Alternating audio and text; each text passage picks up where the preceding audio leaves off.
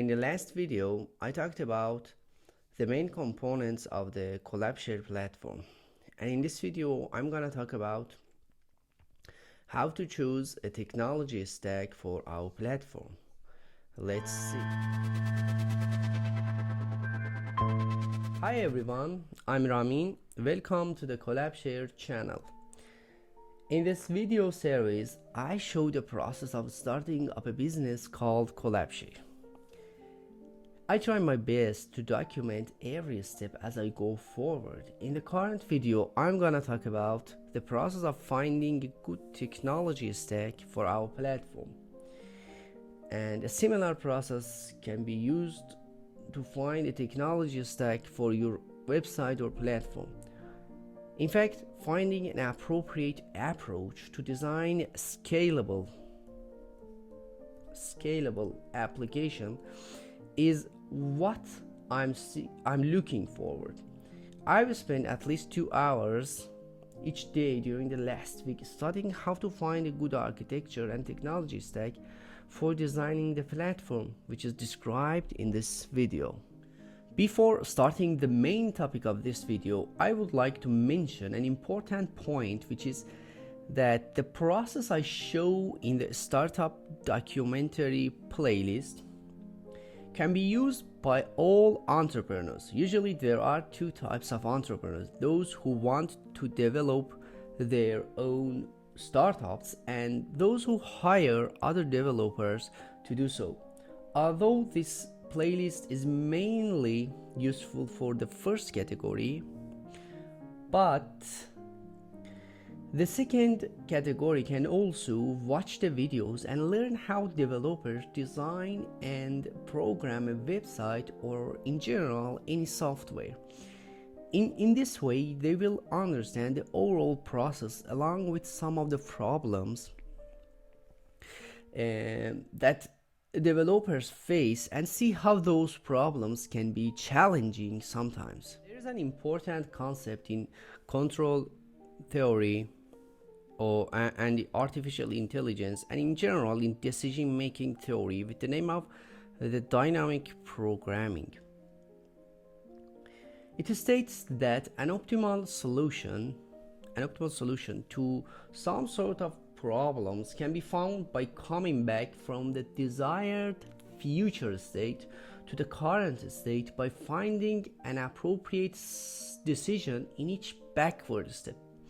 In other words, we must see the big picture in the future and break it down into sub-problems,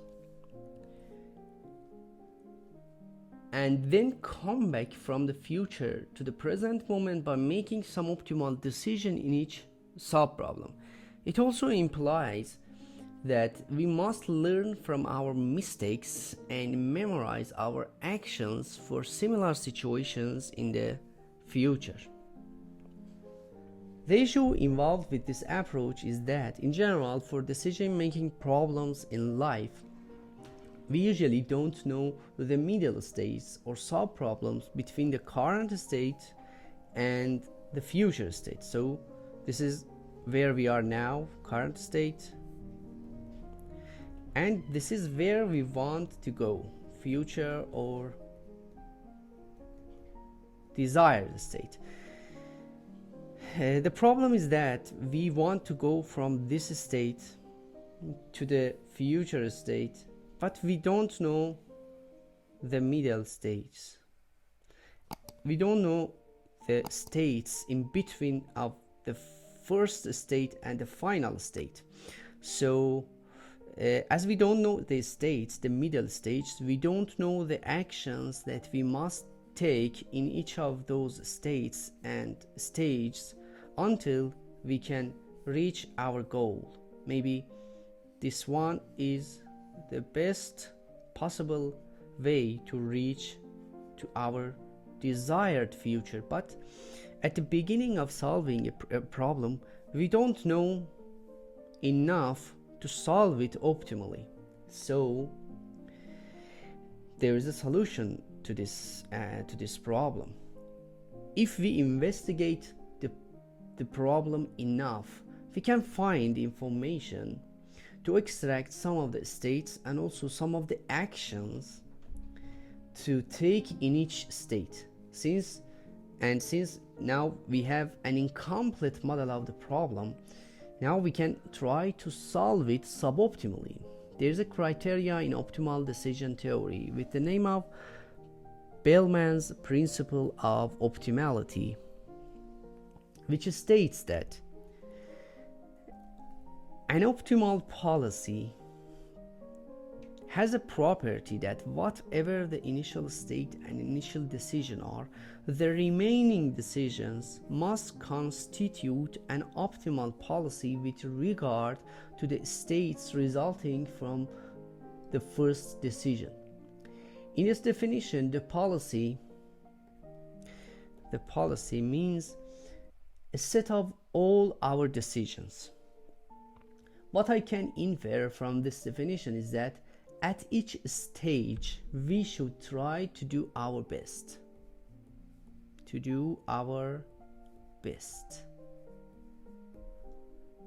It doesn't matter where we are now.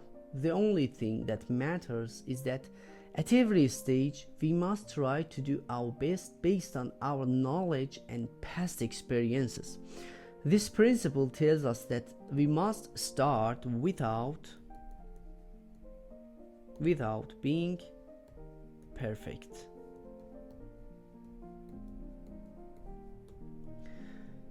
And this principle can be used in many aspects of life. I've started to apply this principle in my life for a while, and it has helped me to overcome various challenges. The process is as follows. For solving many problems in my life, I usually tend to visualize the desired future. So this is the first step, visualizing the desired future. And then I start to study about the problem and the stages between the first state and the final state. So I call this forward study. Then I try to look at the problem from the final state or desired state back to the current state. So I name this approach backward study.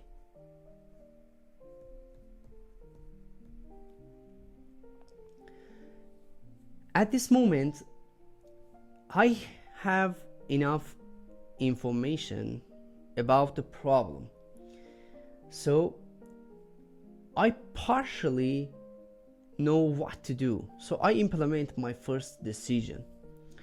And I again analyze the situation and decide what to do based on possible actions and also my past experiences. This process goes on and on until I reach my desired future. There is an important quote which states that those who cannot remember the past are condemned to repeat it. In other words, we must learn from our experiences, and when there's a similar situation, we must use our experience to solve that problem. And actually, whenever we try to decide and act better compared to our previous decisions and actions, we are on the right track. The process of developing a software project is also the same. We don't know all the stages from the beginning, especially if we do not have enough experience and knowledge. But actually, we just know the desired outcome. We want a platform to do some specific tasks. We know where we want to go, but we don't know how to go there. In fact, developing a software project is an infinite stage decision making problem, and we can think of DevOps and DevSecOps as a general view of steps required to develop a platform and continuous delivery. In fact, DevOps can help us to identify the middle stages and help us in decision making process. But in fact, it involves many sub-stages. The first step to developing the collaboration platform is to know what we want and specify the features of it. This is the task that we did in the previous video. The next step is to understand how to develop it with the idea of scalability in mind. In other words, before writing any code, we must understand the process of developing a website or platform that can be scaled in a seamless manner. Scalability is actually the ability of a system or platform to manage or handle abrupt changes in workload without any performance degradation. In other words, by increasing data and requests over time, the performance of the system stays the same. For example, consider Amazon. And in for example, Black Fridays. It can handle huge amounts of increased requests seamlessly in a manner that we cannot notice any performance loss. This is how scalability pays off. Scalability is usually defined in terms of availability, reliability, efficiency, and manageability. Let's see how these words help us think clearly about the future of the platform and also the middle stage involved.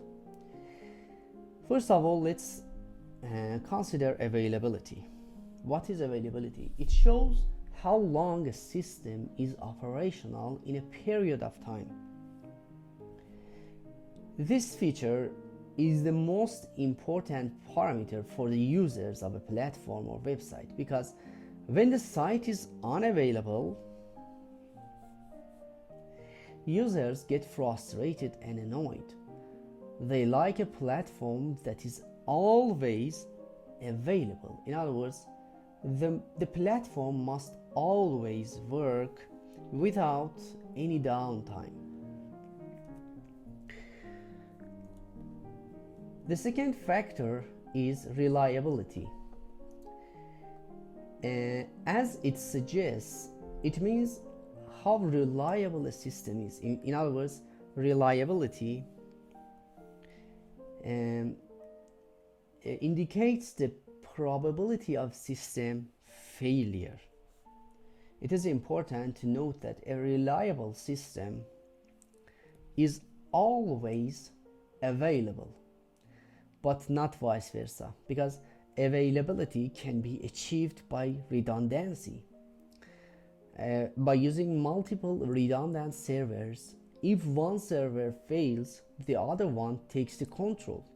In this case, there is availability, but no reliability. And efficiency is another factor. The system must always work with high speed and high performance. I mean, the system must provide low latency and high throughput experience for user. Finally, let's see what is manageability. Consider, for example, there is a bug in the system and it gets hard to find it. The manageability score of the system is low in this case because we couldn't be able to find the bug in a short amount of time. Or assume that we want to deploy updates. how much time and effort is required to apply those updates. A manageable system makes life easier for developers and can potentially lead to a great user experience. Okay, now that we know about the dynamic programming and a little bit about DevOps, your task is to think more about these two concepts. In future videos, we will talk about DevOps, and we can see how it can help us to improve our development and also maintenance process. Another important factor is scalability. Think about it. Think about what is scalability and how we can design a scalable platform on website. For your further investigation, I have provided links to various resources across the web, so please read the materials provided in the description of this video. And also, if you want to have a scalable website or platform, try to think about approaches and methods to make your site scalable. In future videos, we will talk about scalability in more detail, but for now we just defined the scalability and how it is important to take it into account from the beginning of the development of the platform. So keep in mind that if you want to grow, if you want to have a big platform, you must understand scalability and apply it into your practice. A good starting point to find an appropriate technology stack for our CollabShare social network platform is to understand how big players such as Instagram and YouTube have implemented their platforms. In the next video, I'm gonna talk about the evolution of their technology stacks and try to learn as much as possible about their experience before starting any programming. Please collaborate on our platform development by commenting your suggestions, ideas, opinions. Thank you and enjoy life.